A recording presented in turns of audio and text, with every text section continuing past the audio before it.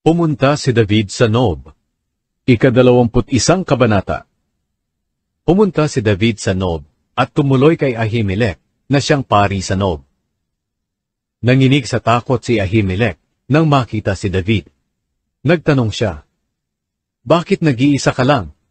Sumagot si David, "May iniutos sa akin ng hari at pinagbilinan niya ako na huwag ipagsasabi kahit kanino ang pakay ko rito.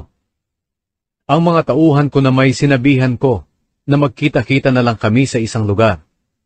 May pagkain ka ba rito? Bigyan mo ako ng 5 tinapay o kahit anong mayroon ka."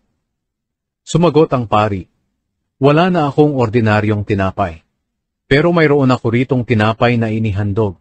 Maaari ko itong ibigay sa iyo at sa mga tauhan mo kung hindi sila sumiping sa kahit sinong babae nitong mga huling araw." Sumagot si David, "Hindi kami sumisiping sa mga babae kapag may misyon kami. Kahit na ordinaryong misyon lang ang gagawin namin, kailangang malinis kami. Ano pa kaya ngayon na mahalaga ang misyong ito?" At dahil nga walang ordinaryong tinapay, ibinigay sa kanya ng pari ang tinapay na inihandog sa presensya ng Diyos. Ito'y kinuha mula sa banal na mesa at pinalitan ng bagong tinapay ng araw ding iyon. Nang araw na iyon, naroon ang alipin ni Saul na si Doeg na taga-Edom. Siya ang punong tagapangalaga ng mga hayop ni Saul. Naroon siya dahil may tinutupad siyang panata sa Panginoon. Tinanong ni David si Ahimelech, "Mayroon ka bang espada o sibat dito?" "Hindi ako nakapagdala ng aking espada o kahit anumang armas dahil madalian ang utos ng hari." Sumagot ang pari, "Narito ang espada ng Pilisteyong si Gulayat na pinatay mo sa lambak ng Ela. Nakabalot ito sa tela at nasa likod ng espesyal na damit ng mga pari. Kunin mo kung gusto mo.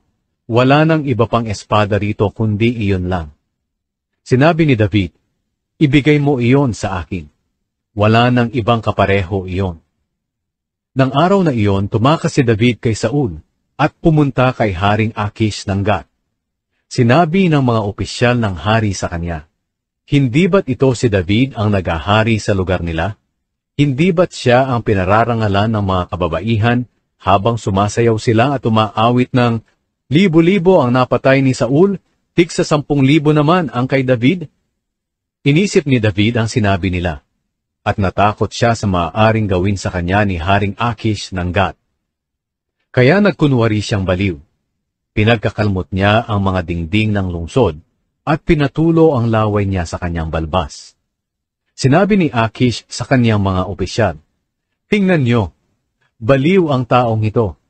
Bakit ninyo siya dinala sa akin? Marami na ang baliw na gaya niya rito.